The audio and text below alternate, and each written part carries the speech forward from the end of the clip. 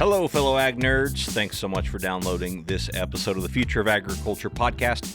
My name is Tim Hamrich, and I get to sit down every week with the founders, farmers, innovators, and investors shaping the future of the ag industry.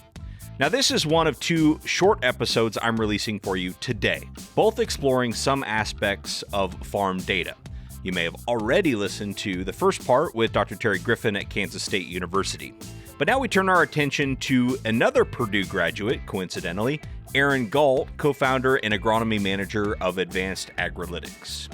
Advanced Agrilytics offers agronomy services equipped with their analytics platform, which helps farmer customers get a better picture of what's working and perhaps what's not working in their agronomic approach. Aaron focuses on in-season crop management and the understanding of real-time crop performance influenced by the environmental conditions of any given growing season. Aaron's ability to integrate yield response probability with in-field stimuli is a key component of the Advanced Agrilytics sub-acre approach to understanding yield.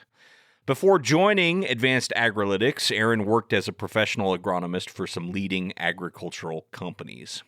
Aaron and I discuss what makes Advanced Agrilytics approach different from others, how this part of the precision agriculture industry has evolved, and what the farmer can do to best utilize their data to improve their own operation. I think this is a really good complement to the other episode released today, so I hope you get a chance to listen to them both. I'm going to drop into the conversation here where Aaron is describing the approach that makes Advanced Agrilytics different from others.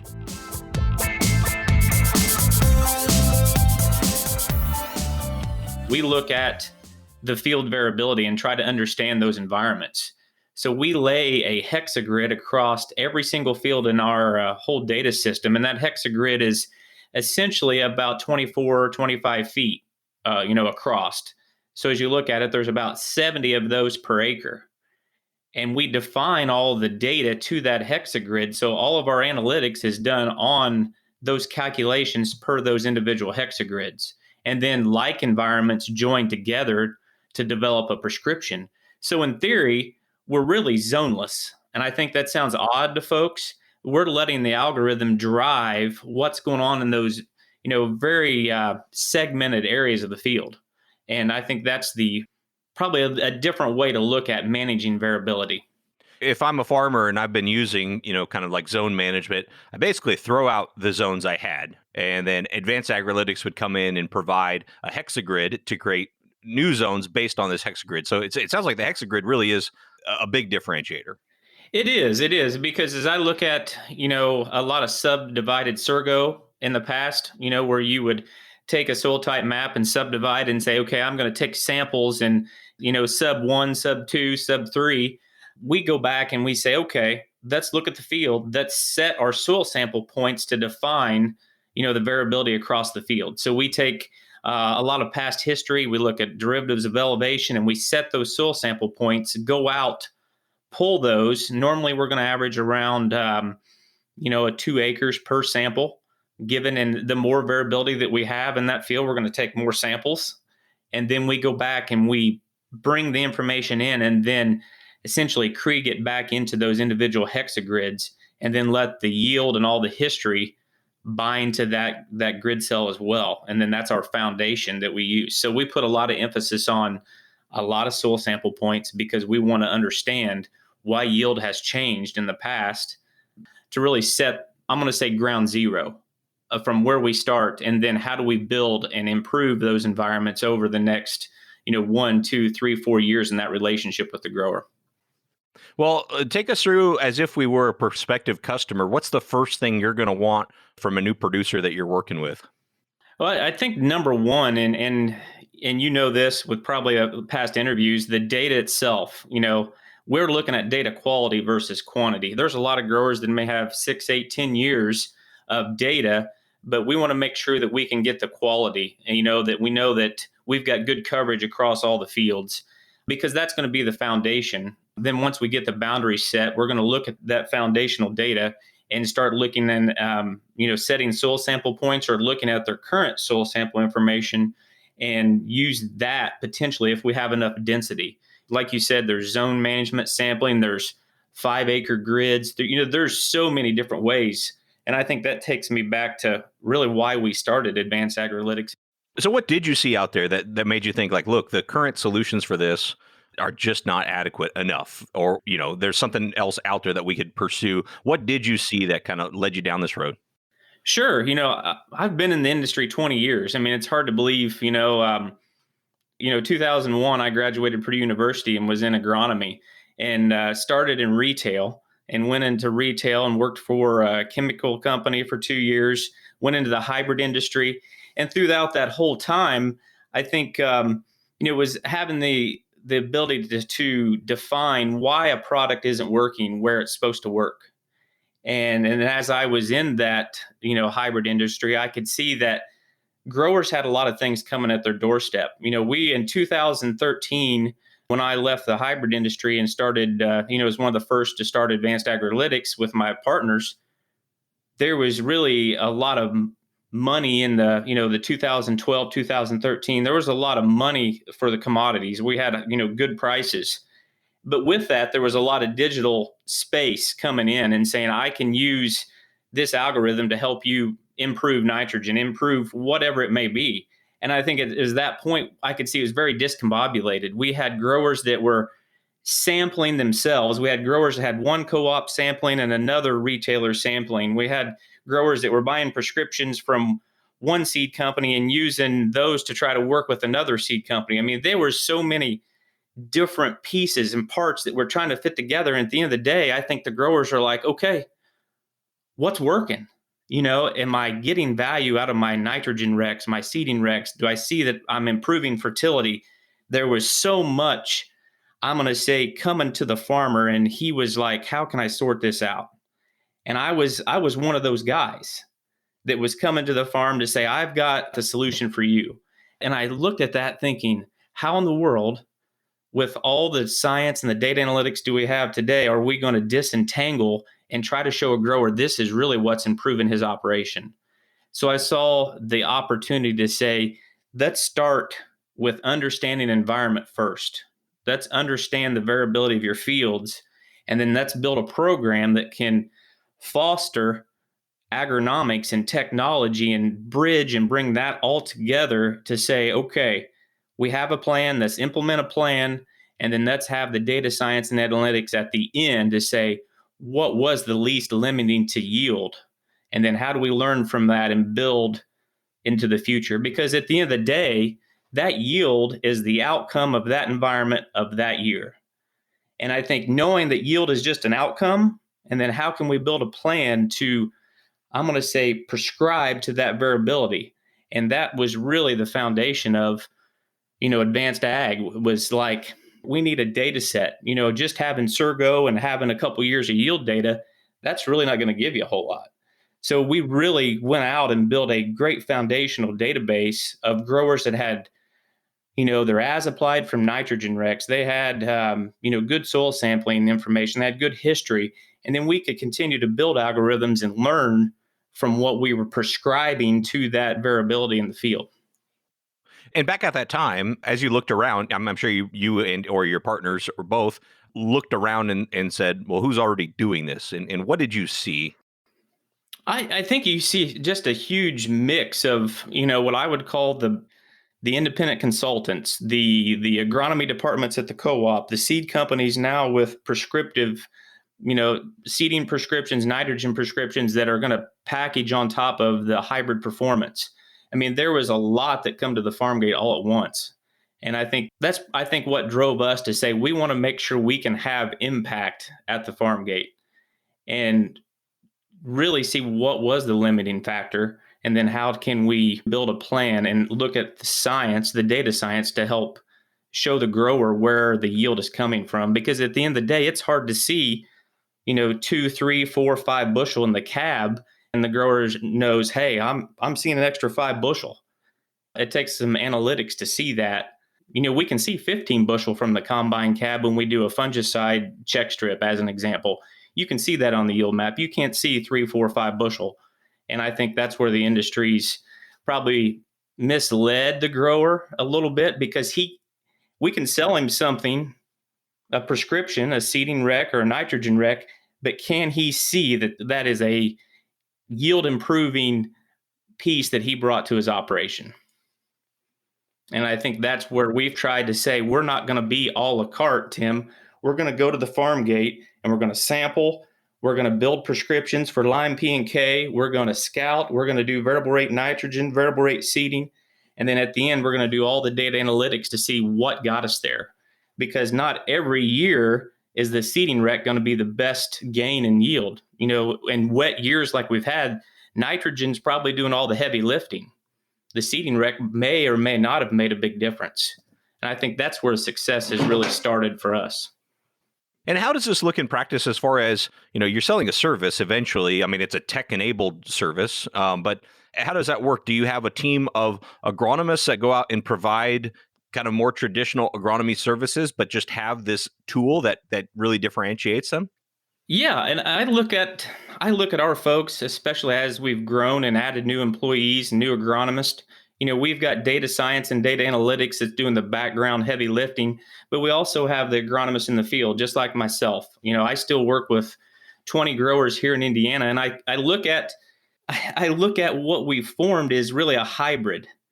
And I mean that in the point that you have to have basic agronomics, but if I was going to coach somebody at Purdue or, Iowa State, you need agronomics, but you also need now the understanding of all of the monitors, the tech, the ag systems management, because we can build a great plan, we can build a great prescription, but if the grower can't hit the right buttons, success is not going to be very good at the farm gate, trying to get that prescription enabled.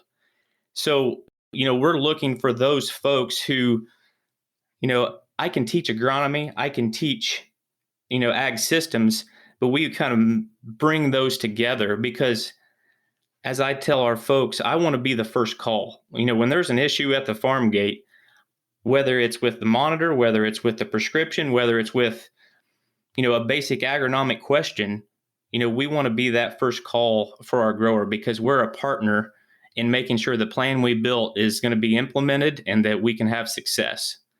That even goes to a lot of the research we do today. When we do research on equipment, we do research on fungicides, insecticides, hybrids. When the grower is going to put a new planter order in, I want him to call me to say, Aaron, what do I need to have on this planter to make sure we're equipped to improve the farm next year? And when do you see the light bulb turn on for the grower as far as, boy, I've kind of needed this and maybe didn't really realize how much I needed this in the past? I think it really depends on the grower, but I look at the work we did on nitropyrin, a couple years ago, in stabilizer. And we developed a custom layer that really helped us see where loss potential was greater across the farmers we work with. And then we took, Instinct, Inserve, you name the N stabilizer, and was able to do different rates across these areas where we had a stable environment for nitrogen and an environment that we knew that was going to be saturated and lost in. The light bulb for a lot of those growers come on that said, well, it's not always about putting on more in, especially if we know that we can use different amounts of stabilizer to keep it there, which really helped us even develop our own variable rate in protectant, I would call it, that we use in conjunction with either 28 or, anhydrous. I think a light bulb like that comes on to where we're bringing additional value because what we've learned in research that we can pass on to the growers that we work with. Talk to us about kind of like how you funded your growth, because I think what's interesting about Advanced Agrilytics is how grounded you are. How does that work from a funding standpoint? Because it sure seems like a lot of the investor types want the disruptive model, and yours is very practical also, just in terms of how you distribute. You're putting people there with the farmer to help the farmer in a one-on-one type situation. So I don't know how all that ties in with kind of like scalability of the technology and what investors think about all this, but how's that journey been for you? I mean, it's been a great journey. As I look back, starting with 3 employees and then growing to even less than, 18 months ago, or less than 20 employees. And, we built and learned, the amount of information that we've learned in our internal group really just kept allowing us to say, okay, what's the next step? How do we extend that? And I think when we then come to a point to say, okay, we can continue to grow, but can we look for outside funding to be able to take the information we've learned here in Indiana, Ohio, some parts of Illinois, and then be able to extend that and grow with finding the quality people. The people, as you know, are key to being able to take the information we've really put together over the last 4 or 5 years and then extending that knowledge to other growers. And that's probably been the most enjoyable part for me is, yeah, we've had great growth and really a year that's been scary for everybody. But it's also just a blessing to have quality agronomists on our team that have the same goal of really working hand in hand with the grower to have, a better ROI at the farm gate, a better yield, whatever you want to put on top. That's what it's all about. That's what I've enjoyed from day one when I started in retail is working with the growers, being in the fields. And now we just have so many more tools to be able to understand what's going on, how we can improve. The most simplest way I put it to a grower is we're trying to describe that environment and we're trying to understand where water's moving from and where it's going to is a big part of it. But now we have all the data analytics to help us better understand that. One thing that strikes me about this is most of your education on how to use the product and troubleshoot the product happens. I mean, the person using the product is kind of your employee who's consulting with the farmer. It's not so much like maybe like a farm management software where you got to have a whole team of customer success people saying like, okay, here's how you log on, here's what you need to do here, because it kind of happens directly through your people who are actually providing a very actionable advice. Is that right? It is. But I also think, data transparency is huge for us. We develop all the custom layers that describe environment for our growers. I want them to be able to use those layers as well. I mean, what better tool to be as you're in the tile machine going through the field to see here's the nitrogen loss layer for this field and making sure that I'm hitting the mark on the tile layout. So we're looking at now, the grower interface side of our business. What can we show as they bring up all their fields and they want to look at organic matter, CEC, PK, the spread layers so that it's all in one view. We've been in a realm where we've got to click and we look field to field to field. Now we're trying to look at the big picture to say, as I look at my operation from all the data I get back from the lab, I can see right away where I'm going to be putting lime. I think a lot of those transparency tools and even from a growth and management going forward with, crop staging, when am I going to have to make an application of a fungicide? What fields are going to tassel first?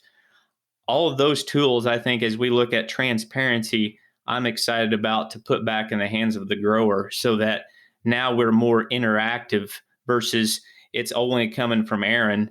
Well, now we can have data on both sides so that we can make actionable items, at the farm gate. Well, Aaron, one more question, and then I'll let you go. Podcast is called Future of Agriculture. What areas of opportunity do you see for new solutions? What do you see in the future as far as things that maybe we're not using yet, but hopefully are coming down the pipe? Sure. And I think one thing that drives our company and one thing that definitely looking forward to, as you know, from an agronomy standpoint, we're always reactionary. We see potassium deficiency, and then Tim, we're like, hey, we need to spray a foliar or potash, or we're nitrogen deficient. Well, let's go out and Y drop some nitrogen. And I think the future, as you look at this coming together, and you look at being able to take the weather models and infuse them into the data. So in my mind, if we know that we're starting to get potassium deficiency and we see that we're going to be dry in 14 days, we need to make the application so that, in this case, the potassium gets into the soybean plant before we even get more stressed and show more deficiency. So that premeditative agronomics, to me, seems like it could really help us see a better advantage on a lot of the products we use. And that's the potassium is just an example. So I think we're setting up, for that type of management. And I think there's some growers that could do that today. They have the tools to go to the field today, and there's other growers that are probably not there yet. So it gives us a unique place to work with the growers we have in house today to learn. And better define our craft before we roll out some of that going forward. But I think that's just one of the examples of the future of farming that excites me. Yeah, that's a great one. Well, I'm at the time I asked of you, but I want to give you the chance. Anything else that you were hoping to talk about or at least mention? No, I mean, I definitely enjoy, Tim, to jump on. And, I think the biggest piece is, from our company standpoint of really having great people, having the agronomics and bringing that together. And that's what, as I look back over the last 6 years, it's been a great ride and will continue to be. Just appreciate you having me on the call today and really enjoyed it. Thank you so very much to Aaron Gault of Advanced Agrilytics for being on the show. You can learn more about them on their website, which is just advancedagrilytics.com. So go check that out there. Well, hey, what'd you think of this? Having 2 short episodes released at the same time with kind of similar themes but different takes. I'd love to get your feedback. Feel free to email me, tim@aggrad.com, Twitter @TimHamrich, LinkedIn, however you want to do that.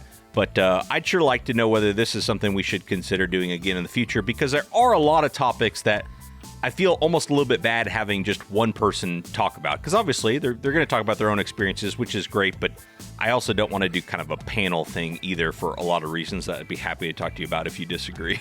Anyway, thanks so much for listening. We'll be back next week with another story of ag innovation.